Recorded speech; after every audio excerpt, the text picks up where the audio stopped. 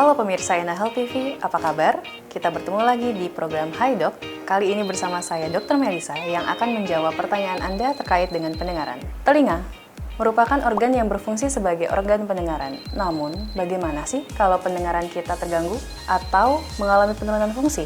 Nah, ini bisa terjadi karena beberapa sebab yang berbeda pada setiap orang. Nah, pada kesempatan kali ini, saya akan menjawab beberapa pertanyaan yang sudah masuk melalui media sosial Inahel TV terkait dengan pendengaran. Yang pertama adalah, Hai Dok, mau tanya nih, tuli itu ada bedanya dan kategorinya nggak? Misal tuli ringan, sedang, berat, dan lain-lain. Ketulian sendiri dapat dibagi menjadi 3, yaitu tuli konduktif, tuli sensorineural, dan tuli campuran.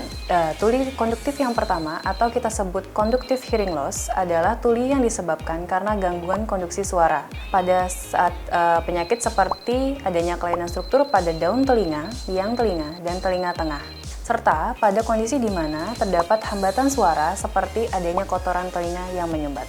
Lalu, yang kedua adalah tuli sensorineural atau sensory neural hearing loss adalah tuli yang disebabkan karena gangguan pada saraf pendengaran.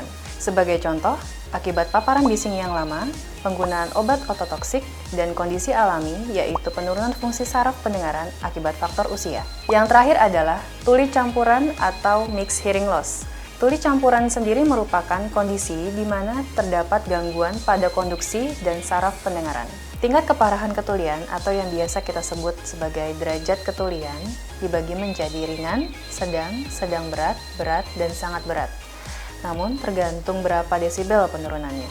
Nah, pertanyaan yang kedua ya. Hai dok, tetangga saya punya anak 3 tahunan yang nggak bisa mendengar. Apakah gejalanya atau bisa disembuhkan nggak sih? Apakah ini faktor keturunan? Gejala dari gangguan pendengaran bisa dengan mudah kita ketahui, yaitu apabila ada stimulasi suara, anak tidak bisa merespon seperti menoleh ke arah suara.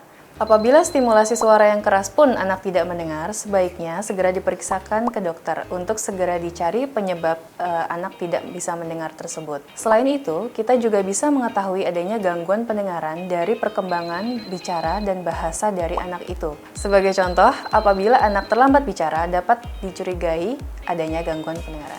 Berikutnya, setelah anak diperiksa dan diketahui permasalahannya, baru dapat menjawab apakah dapat sembuh atau tidak. Nah, apabila gangguan pendengarannya sudah sejak lahir atau kita sebut kongenital, dapat diterapi dengan alat bantu dengar, implan koklea, dan terapi wicara. Namun, apabila gangguan pendengarannya disebabkan oleh suatu gangguan di konduksi suara, maka dapat ditata laksana sesuai dengan penyebabnya.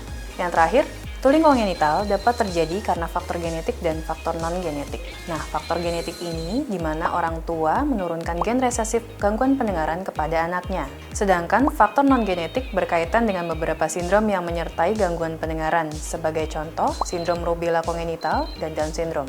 Sudah jelaskan pemirsa? Kita ke pertanyaan ketiga ya. Hai dok, kalau membersihkan telinga pakai kapas bahaya nggak sih? Atau ada tips membersihkan telinga yang aman terutama untuk balita? Sebenarnya, telinga sudah memiliki mekanisme pembersihan secara alami, di mana seluruh kotoran yang terbentuk dan kulit mati akan migrasi keluar dari liang telinga kita. Namun, tindakan manipulasi di dalam liang telinga inilah yang akan mengganggu mekanisme alami tersebut. Sebagai contoh, apabila kita mengorek telinga kita dengan cotton bud terlalu dalam, hal itu sebenarnya tidak disarankan karena akan mendorong masuk kotoran lebih dalam dan dapat melukai liang dan gendang telinga. Tips untuk membersihkan telinga adalah bersihkan kotoran yang sudah keluar di muara telinga saja. Tidak perlu membersihkan sampai masuk ke liang telinga. Boleh menggunakan kapas atau kain bersih lainnya. Itu tadi beberapa pertanyaan seputar pendengaran. Terima kasih untuk yang sudah bertanya. Jika ada pertanyaan lagi, dapat disampaikan ke akun media sosial kami. Dan jangan lupa subscribe dan like untuk video-video Inahel TV lainnya. Saya Dr. Melisa, sampai jumpa.